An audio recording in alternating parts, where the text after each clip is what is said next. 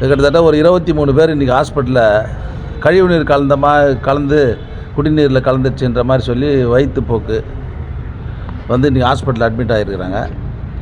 ஆனால் அது அதாவது குடிநீரில் வந்து கழிவுநீர் கலந்துச்சுன்னா அது மொத்த பேருக்குலாம் வந்துருக்கணும். அது அந்த தெரு கிட்டத்தட்ட ஒரு 200-300 பேருக்கு மேலே பாதிச்சிருப்பாங்க. ஆனால் ஒரு 23 பேர் தான் பாதிப்பு. அதில் கூட இப்போ வந்து குரம்பேட்டை அரசு மருத்துவமனையில் ஒரு 5 பேர் இருக்கிறாங்க. கண்டோன்மெண்ட்டு ஹாஸ்பிட்டலில் ஒரு 4 பேர் இருக்கிறாங்க. மற்றவங்களாம் வீட்டுக்கு போயிட்டாங்க. ஒருத்தர் நேற்று மாங்காடுலேருந்து ஒருத்தர் வந்திருக்கிறார் இங்கே பல்லாவரத்துக்கு. நேற்று வயசானவர், அவர் இறந்துட்டு இருக்கிறாரு. அது அரசு மருத்துவமனையில்,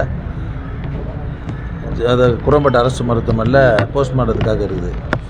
இப்போ நாங்கள் ஆய்வு பண்ணதில் பார்த்தீங்கன்னு சொன்னால் அது குடிநீரில் கலந்த மாதிரி தெரியல, ஃபுட்டில் தான் அதை கலந்த மாதிரி தெரியுது. இது வந்து அதிகாரிலாம் இப்போ வந்துட்டாங்க, ஆய்வு பண்ணிட்டு இருக்கிறாங்க. இப்போ தகுந்த இனி இது போன்ற யாருக்கும் எந்த வித பாதிப்பும் வரக்கூடாதுன்னு சொல்லி உரிய நடவடிக்கையை நம்முடைய அரசு எடுத்துக்கொண்டிருக்கு. தண்ணி மாதிரி குடிச்சிருந்தாங்கன்னா ஒரு 300-400 பேர் பாய்ச்சிருப்பாங்க. எல்லோரும் தண்ணி இல்லாமல் இருக்க முடியுமா? தண்ணி குடிக்காமல் இருக்க முடியுமா?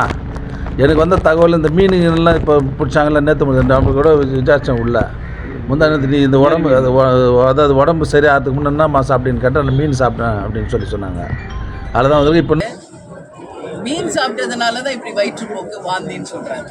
இது எப்படி இருக்குதுன்னா, முழு பூசணிக்காயை சோத்துல மறைக்கிற கதை தான் இது. எல்லாம் ஒரு பேஷண்ட் விடாமல் ஒவ்வொருத்தர்கிட்டையும் நான் பேசிட்டு வரேன். அவங்க எல்லாருமே சொல்கிறது என்னென்னா, யாருமே நாங்கள் மீன் சாப்பிடவே கிடையாது, தண்ணி குடிச்சதுனால மட்டும்தான் எங்களுக்கு இந்த மாதிரி நடந்திருக்குன்றத ஒட்டு மொத்தமாக எல்லாம் சொல்கிறாங்க. அதில் ஒருத்தர் இறந்து போனார், மோகனரங்கம் சொல்லி இறந்து போயிட்டாரு. அவர் வந்து பியூர் வெஜிடேரியனா. அப்போ அவர் எப்படி இறக்குறாரு? அப்போது மீன் சாப்பிட்டதுனால அப்படின்னு சொல்லி மக்கள் மேலே வந்து திசை திருப்பக்கூடாது ஒரு அமைச்சர். அதனால் வந்து சுகாதாரத்துறை அமைச்சர் மா சுப்பிரமணி வர்றாருங்க, தாமு அன்பரசு வர்றாரு. இது வந்து முழுக்க இந்த அரசினுடைய கவனக்குறைவு தான் காரணம்.